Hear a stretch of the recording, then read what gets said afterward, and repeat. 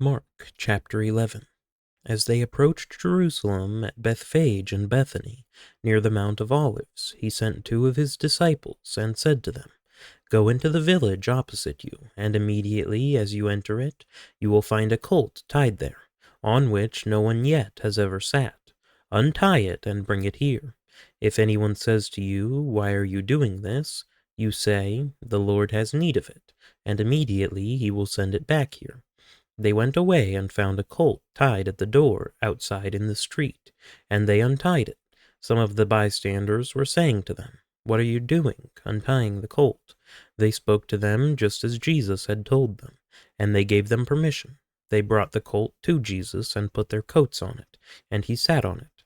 And many spread their coats in the road, and others spread leafy branches which they had cut from the fields. Those who went in front and those who followed were shouting, "Hosanna! Blessed is he who comes in the name of the Lord. Blessed is the coming kingdom of our father David. Hosanna in the highest." Jesus entered Jerusalem and came into the temple, and after looking around at everything, he left for Bethany with the 12, since it was already late. On the next day, when they had left Bethany, he became hungry. Seeing at a distance a fig tree in leaf, he went to see if perhaps he would find anything on it. And when he came to it, he found nothing but leaves, for it was not the season for figs. He said to it, "May no one ever eat fruit from you again."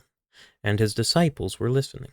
Then they came to Jerusalem, and he entered the temple and began to drive out those who were buying and selling in the temple, and overturned the tables of the money changers and the seats of those who were selling doves, and he would not permit anyone to carry merchandise through the temple. And he began to teach and say to them, "Is it not written, 'My house shall be called a house of prayer for all the nations'? But you have made it a robber's den." The chief priests and the scribes heard this and began seeking how to destroy him, for they were afraid of him, for the whole crowd was astonished at his teaching.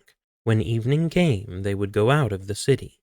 As they were passing by in the morning, they saw the fig tree withered from the roots up. Being reminded, Peter said to him, "Rabbi, look, the fig tree which you cursed has withered." And Jesus answered, saying to them, "Have faith in God. Truly I say to you, whoever says to this mountain, 'Be taken up and cast into the sea,' and does not doubt in his heart, but believes that what he says is going to happen, it will be granted him.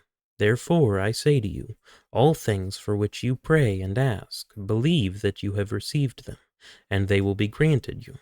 Whenever you stand praying, forgive, if you have anything against anyone, so that your Father who is in heaven will also forgive you your transgressions.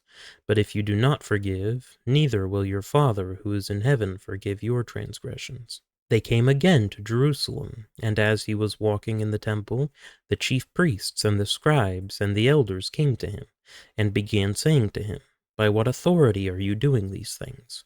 Or who gave you this authority to do these things?" And Jesus said to them, "I will ask you one question, and you answer me, and then I will tell you by what authority I do these things.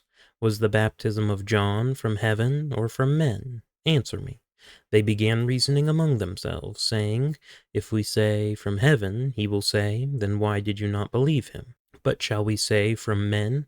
They were afraid of the people, for everyone considered John to have been a real prophet. Answering Jesus, they said, "We do not know." And Jesus said to them, "Nor will I tell you by what authority I do these things.